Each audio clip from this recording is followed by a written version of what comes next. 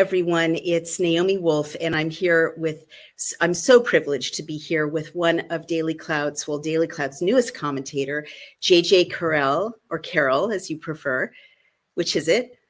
Carrell, like Christmas Carol. Carrell. And he's with Brian O'Shea on Mostly Peaceful. He's a retired Border Patrol agent, and he's been making headlines across the country and internationally with his incredibly terrifying and perceptive reports about what's going on at the southern border.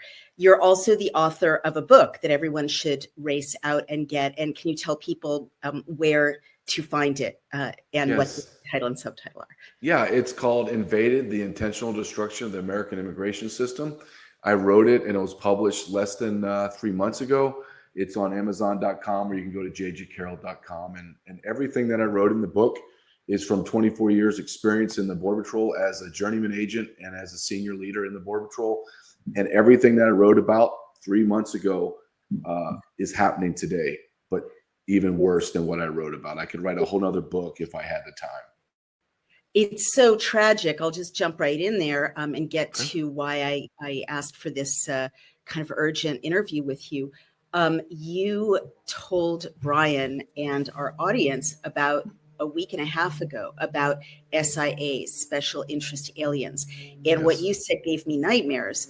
And of course, because I'll let you explain, but because it seemed so parallel to what then happened in Israel and very, very prescient. And so I wrote a post referencing you on Substack this morning and on DailyClout, in which I said, was Israel a dress rehearsal for the United States, invasion of the southern border, sleeper cells effectively, or, people coming in and kind of, taking hostages, engaging in violence. And so I just want to hand that over to you.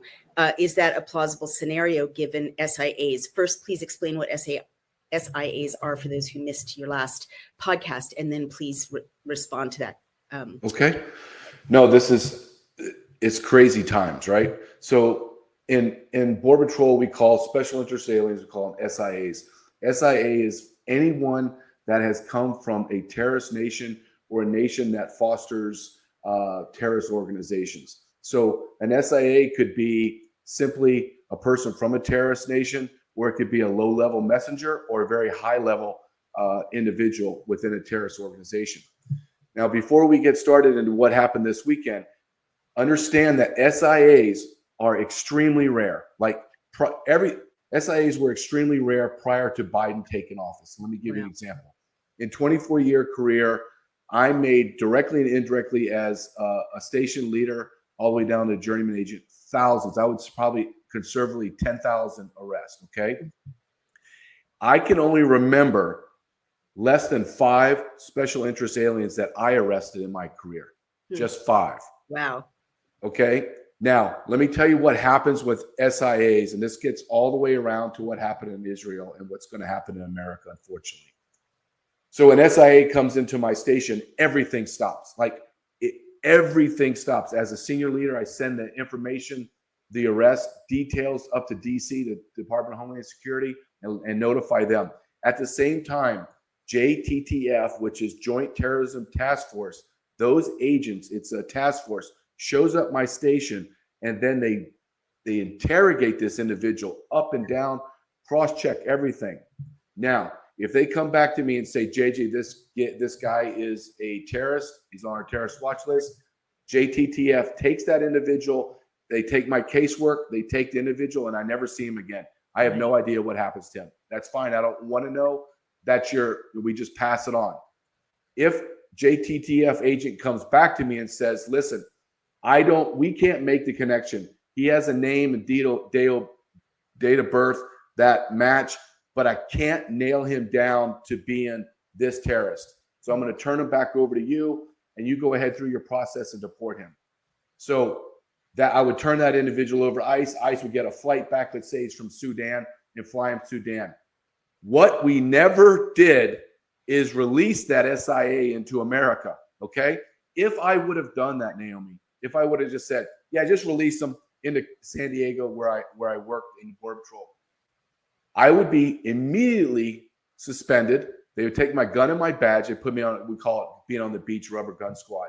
And then they would interrogate me as to why would you allow someone from a special interest alien out into our society? Right. Now, fast forward to Biden. In 2022, Border Patrol arrested 25,000 SIAs.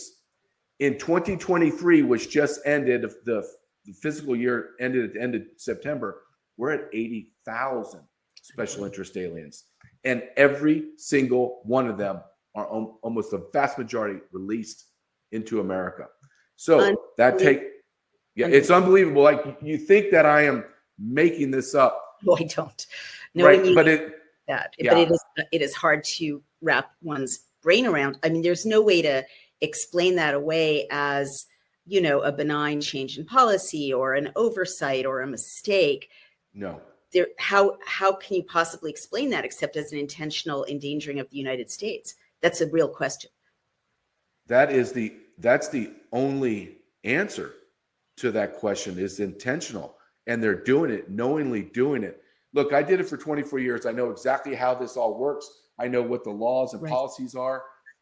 In my 24-year career prior to Biden, my last year in the Border Patrol was under Biden, I released 0 people into our community. Out of thousands, 0. So the idea of releasing, this is new. This is intentional destruction of America. Then you look at what happened to Israel. Right. I was going to ask. What was interesting, Naomi, is I saw, as everyone else, watch the horror, the videos and watching the terrorists speak, even though I didn't understand, but just seeing the subtitles of how they spoke.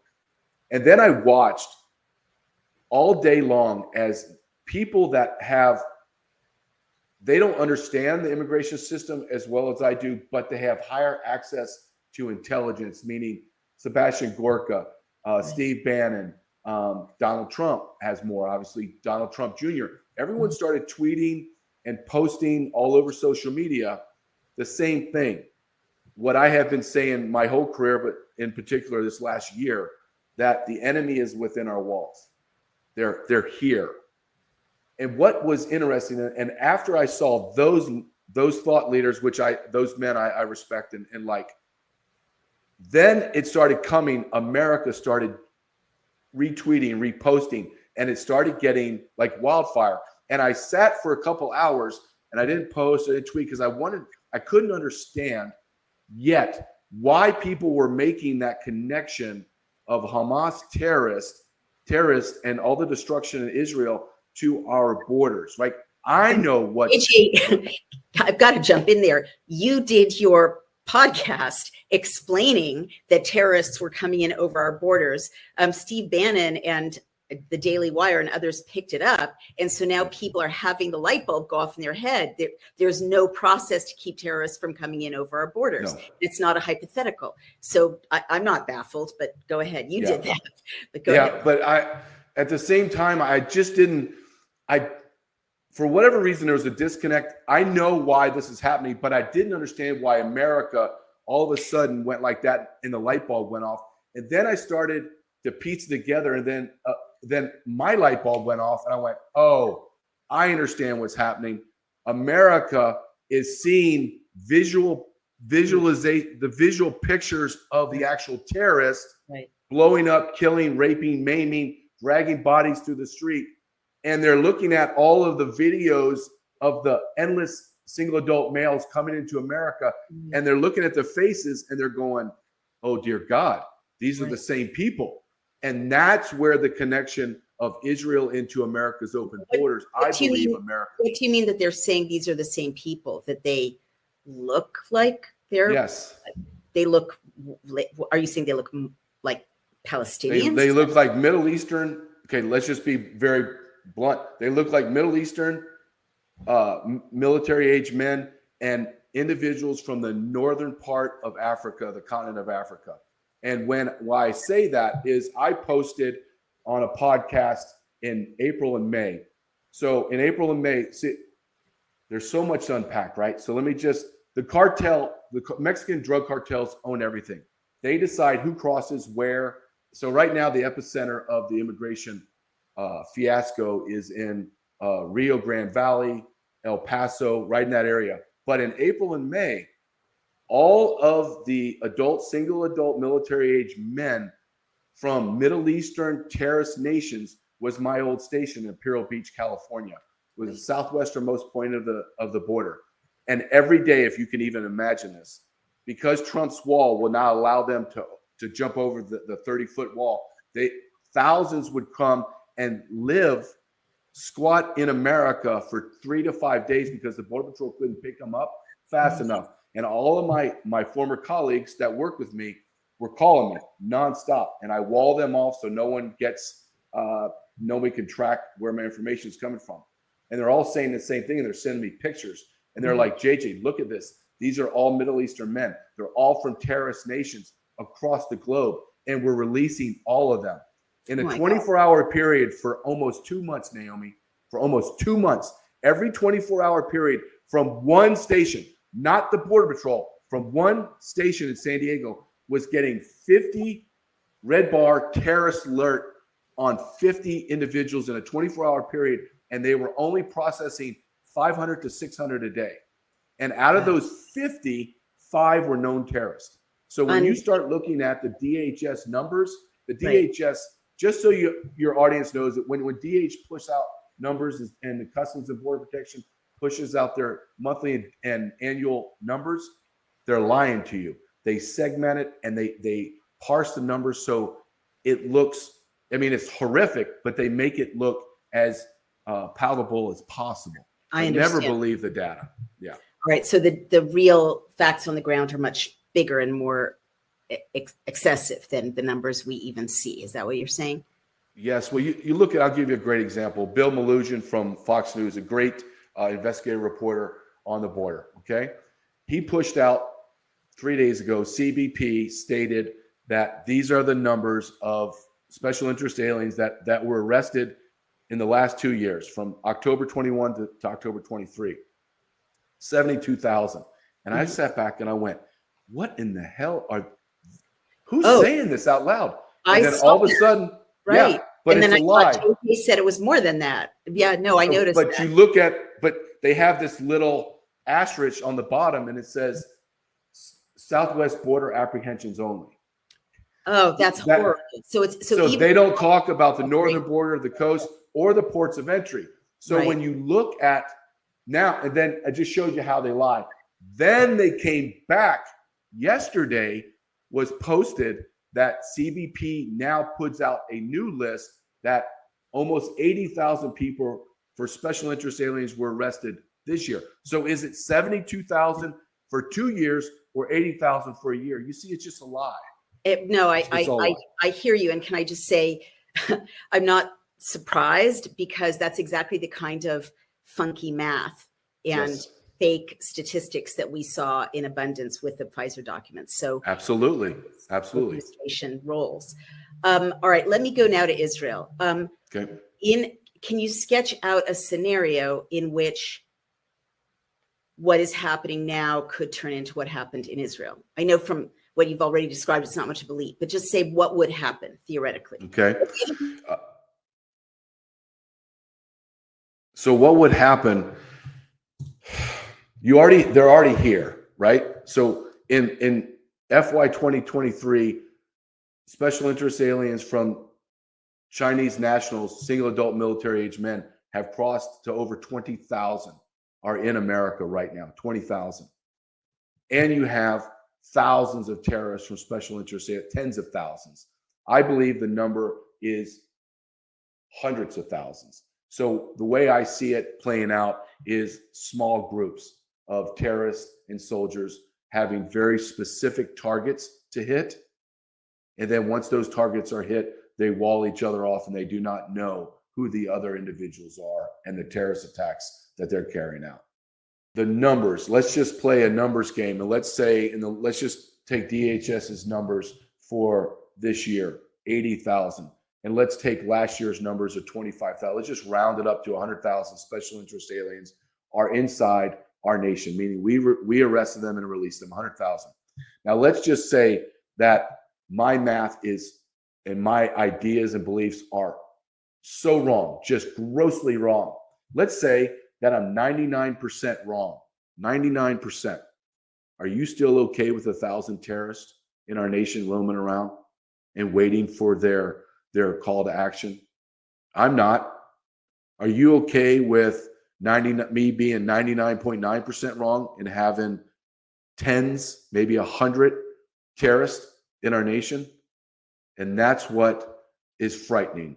And what you see in Israel, as horrific as that is, that in America will just be child's play.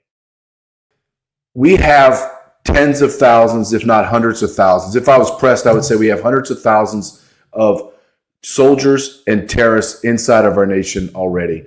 And what it would look like, let me just, as a precursor, you have 20,000 Chinese nationals have crossed into the border. Just, I'm talking about what we know, not the millions that abscond and are undetected, but arrested, 20,000 Chinese nationals. So I know, and multiple media publications have already stated this openly, that the vast majority, a vast segment of that 20,000 military-age men sharing the same haircuts, clothes, oh dear, same IDs that are very unique, and tattoos. So if I asked you in America right now, what group of people have same haircuts, clothes, IDs, and tattoos? And those would be soldiers. So right. You would have to be willfully ignorant or just part of the problem if you don't understand that the enemy has already come into our nation. So what does that look like in America? I talked this over with your husband, Brian, and we bantered back and forth about what we thought this would look like as it manifests. And Brian had a great point. He doesn't see this as this is a battalion which is 1,000 plus soldiers. He sees this, and I do agree with him, small units. So groups of 10 or 12. Now think about this. Think of the trauma it would give America.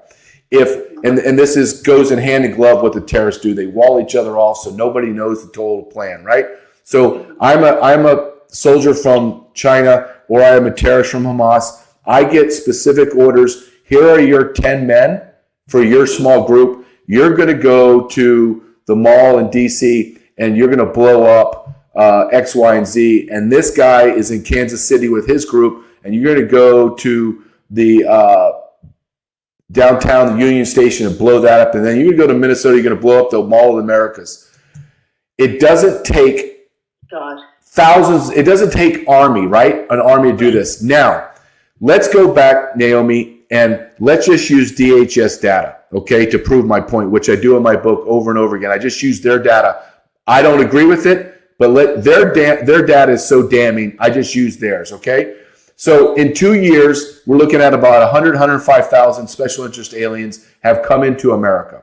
Now, let's say, we'll just use 100,000 as a round number. Let's say that you just disagree with me completely, and you think my numbers are way off base, and you're like, there's no way that you have hundreds of thousands of terrorists. Okay, great.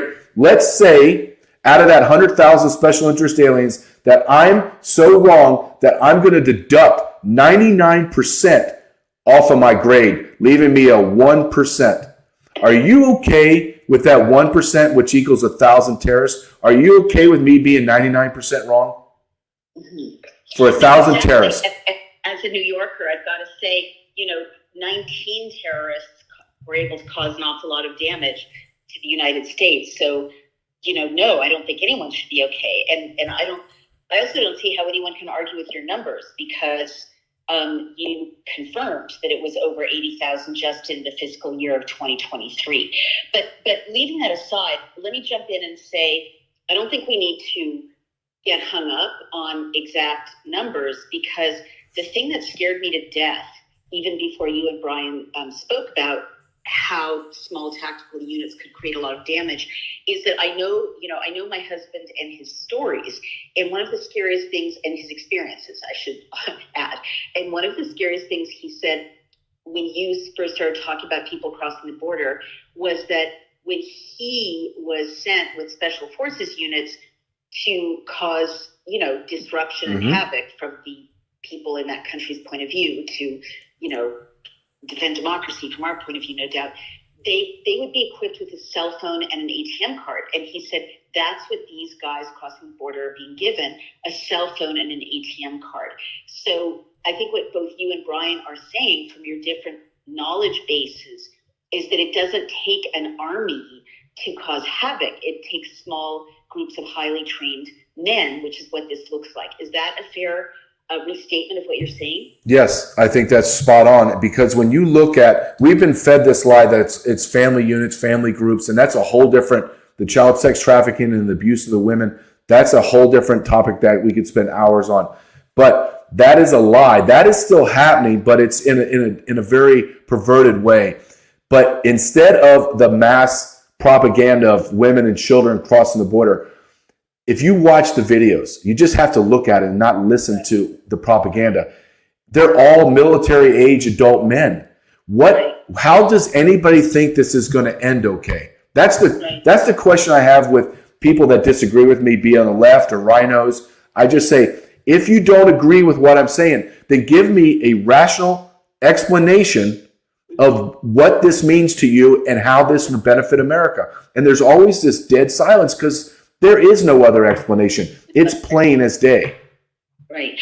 Well, let me, as a kind of point of comparison, I want to describe, and, you tell me if this accords with your experience watching groups of, immigrants or illegal immigrants try to cross the border in normal circumstances. I've been to conflict areas all over the world and refugee camps all over the world. And all over the world, whatever background and culture people are who are trying to cross the border, for what they hope eventually will be lawful resettlement, they don't look like this. No. They look, they're family units, as you described, many elderly, many babies, many children, pregnant women. They look, confused and scared and bedraggled. I'll just put it that way. And people shy away from this because you don't want to sound racist looking at a group of people and saying they look like X. But I've never seen, just as you described, I see lines of men who are crossing the border who know how to march in formation, right? They don't look scared. They look like they have a mission. And even in New York City, where I've passed, hotels that are housing these groups, they look different from every other group of immigrants I've seen my whole life, coming into the United States. They look incredibly affluent, for one thing, right, compared to other groups of immigrants who really are desperate and don't have, fresh, clean, clothes, and right. don't look, as you pointed out, like military-style haircuts. I've never seen people look so organized and confident in a brand new country, new culture, new language, who are groups of immigrants. They just do not have that vibe. And I speak as the granddaughter and daughter of people who came to this country confused, scared, apprehensive, like all, non-nefarious immigrants for all the decades and centuries that the United States has had. But I've seen groups of men like this, and they look like mercenaries or militias. And I just don't know how to say that any better. I mean, for one thing, look at their body types, right? They have the body type of mercenaries to me. They have the body type of people who are training. Is that a wrong observation, or is that something you've noticed as well? No, I think that's spot on. You go back in my career, and I would arrest, where I worked, I arrest just a lot of felons, rapists, murderers, etc. But I also arrested, people coming for a better life, however you want to phrase that. They're scared. Even the criminal aliens that were coming back across the border, they were afraid. They knew the protocol of, okay, stand there, get down on your knees, I'm putting handcuffs on, blah, blah, blah. But this is a whole different group of people, and you're right. They're very confident. They're very sure. It's as if they've already been coached. Okay, this is what's going to happen. This is how it's going to be. If you look at the women and the farm hands that are crossing, and I can make that determination and differentiation just by looking at them, that they're coming over and they have that worn out, I'm exhausted, Please, God, someone help me. Look at me. I'm filthy. I'm dirty. Please help me. I'm wet. Where the other ones are like, here, it's almost as if, here I am. Okay, I just checked off. I have 10 things to do. I'm at stage 6. I'll be free by stage 8, and I'm set. That's how it looks to me. This is not normal migration. And if you look at what's happening to Europe, and you look at the same type of people and the same way that they're the same age group, same sex, the way they move and the way they're confident, it's the same, Naomi. This has happened across the Western nations, first world nations, but it is grotesque, the numbers that are happening to America. So the only way this is possible is if there are training camps somewhere, right? Or some sort of organized mercenary force. I mean, we don't typically have, a great deal of immigration overland from the southern border of like Chinese and Sudanese fighting age men, do we? No, when you start, we have 195 nations on planet Earth. The Border Patrol has already arrested 175 nationals from those countries. 175. Do you know how long it takes you to make that journey from China to America, Uzbekistan, or Syria? I mean, that's a journey, people. Even if you're flying first class, you're exhausted. This is not first class travel. So, but you got to go back and say, okay, China, Russia, Iran, Iraq, all of our enemies, they know that they truly, even as we are so weak militarily now, they don't want to have that normal line up the Navy and Army and have a war. So why would you not exploit the vulnerability of America being completely wide open and send in your troops that way? Totally. I'm so glad you said that, JJ, because, as I've said a million times, my experience as a political consultant for a presidential campaign and a vice president leads me always to do what you just did, which is read events backwards, right? Yes. It's not the story. Anyone can make up a story. Any message shop or media talking points can tell a story about what's happening at the border. But you look at the border and you say, just as you've been asking people, what other explanation is there? And then there really isn't one. And just as you said, we're wide open. We have enemies. We have superpower enemies. We have massive natural resources. Everyone wants America to go away except for the West. And tyrants want America to go away. Yep. Why would they not exploit our vulnerability and our wide open borders? It's like, if the border between China and Russia, if Russia was our ally and, China just said, okay, everyone come in, we might do the same if we were at war, or a border with Iran. If Iran said, everyone come on in, we might send in mercenaries, not readily identifiable as Americans, to flood Iran with millions of people and then, be done with Iran, through a military operation from within. So this is not like aberrant conspiracy theorist thinking. This is basic geopolitics. That's why we have borders, right? So this won't happen. Like, what's a border for, JJ? But we don't have a border, Naomi. We don't. And I can't impress upon your audience enough. Listen, again, in 24 years, in 23 out of my 24 years, the last year being under Biden, I never released anybody. Do you understand what I'm saying? I never released a person. But now, under Joe Biden, his first 34 months, not 34 years, 34 months, he has arrested and released 7 million people. And I'm telling you, the number of getaways, people that we don't know, which should scare the hell out of you, is close to 7 to 10 million. Don't listen to what the DHS says is 2 million. Everybody, all my colleagues, and all my experience says it's 7 to 10 million. And let me tell you the rhetorical question that me and my former colleagues banter about. And they asked me, jokingly, but really frustrated, JJ, everyone we arrest gets released, put into asylum, and gets $2,200 a month. Why wouldn't you jump the border with all those hordes of humanity and get that instead of crossing through the desert or through the ocean and probably dying? And the answer is because they're terrorists, they're soldiers, they're hardened felon criminals that could not get through the vetting process. And that's by the millions. Right. And so just for some comparison, that's a city the size of like municipal New York City, worth of human beings.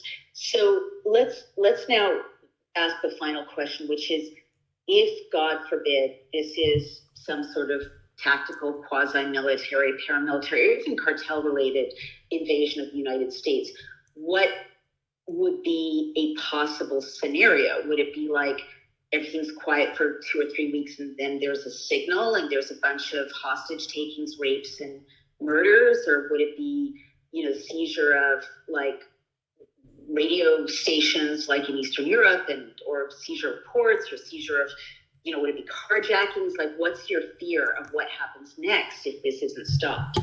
My fear is I think it will be total. I think the Chinese and our adversaries that have soldiers will be very different than, say, the terrorists. I think the terrorists have looked at their playbook and said, okay, I don't have to take down buildings the size of the World Trade Center. I can just do random bombings across the malls. What if soldiers came in and one day took over JFK Airport and just killed everybody and then left, right? They're not going to stand there and do a battle, right? They're going to come through, AKs, blow everybody up, kill everybody, and run. I hate to say it because sometimes, I swear to you, Naomi, sometimes I sit down and I push away from everything and I say, dear God, I sound like I'm crazy, right? Am I crazy? And then I look at my book and I go, no, everything you've been saying for my whole career is happening. Everything that it's not irrational. I'm not the guy at 2 o'clock in the morning screaming into a microphone, the world's ending. I'm just looking at hard data. I'm looking at who's coming in our country. I'm looking at the treason from the top of our government down, and looking at the total destruction of America. We are fundamentally transforming in America through the immigration process. And my ultimate thesis is this: it is easy to control people that are illiterate in their own language, do not know that we're a republic, we have a constitution, Bill of Rights. You can't control men like me. I'm not going to be a servant to you. And millions of people like myself are not going to bend the knee. So we are becoming, it's not a racist or ethnic question. This is a question of how soon do we become a nation of non-citizens versus citizens. And we're well on our way, Naomi. So that's two-pronged, right? You have this mass influx of illegal aliens that, quote, are not harmful, right? However you want to categorize that. Then you have a subset of that, which I believe is in the hundreds of thousands of soldiers, terrorists, and criminal aliens that are going to ransack America. So there's two. Either way, even if we went down the road of all the terrorism and everything that we're saying never happens, we're still looking at a fundamental transformation of America. And it could be a multitude of ways, but within a generation or less, I believe it's like a decade, America as we know it 3 years ago will not exist. It just won't. So that's long term, even without the risk of an Israel type set of acts of violence that are terrorist type acts. So that's big picture. So then I have to end by saying, because people listening to this are just like wanting to throw up their hands and hide under the bed. What is right action? What can we do? Like, train with our own weapons. I know the Second Amendment is so important. What would you say we need to do? What does Congress need to do? What is going to save us at this point? From a personal level, is you secure your neighborhood and your friends, and you find out who are like-minded people like yourself. And you do. I have weapons because I've been trained in them. I believe you get trained in how to use a firearm, and you have one in your home just because it's there to help you. And to save your life. I think you need to become educated. I think you need to read a little bit every day about what's going on. And finally, this is a bipartisan issue. I don't just say, oh, the Democrats are bad. I'm a conservative Republican, and I'm a Republican because I have no one else to vote for. But it's the Democrat and Republicans are a uniparty on this, absolute uniparty. The only way that we change our nation, and this is for another conversation, but you asked about Congress, there has to be term limits. Our founding fathers did not think that our world would get to this point that we would have to have term limits, but there has to be. The corruption, the treason is so grotesque. No one should be in federal politics for 40 years. Right. And Agreed. so well, those are good calls to action. And I guess short term, we could pass a bill, right, to, change the policy around SIAs at the very least, or to, let's talk at another time about you drafting a model bill with us that would fix our immigration situation, and we can get it sponsored at the state level, if not at the federal level. All right. Well, this is JJ Carrell. I'm so sorry. Nope, you're right. Okay, there we go. And we're so proud to have him at DailyClout. One of our proudest moments was when JJ joined our team, and his book is Invaded, and we're going to have that link embedded in all of his podcasts for us, so you can go ahead and order it on Amazon. A very important book, everyone. And I know you're going to see and hear a lot from him in the days ahead, because not just from us, but from other news sites, because the information he has is so valuable. JJ, thank you so much for being with us today, and everyone absolutely follow JJ. And where can they find you on social media? You can find me at Twitter at JJCarrell14, and you can find my YouTube shorts talking about what you and I discuss on multiple topics on YouTube at JJ Carrell, or at Rumble at John James Carrell 14. Wonderful. Thank you so much, JJ. And I hope you're wrong. I fear you're right, but you've made us stronger in the short term. Thank you so much. Thank you. Have a great day. Bye-bye.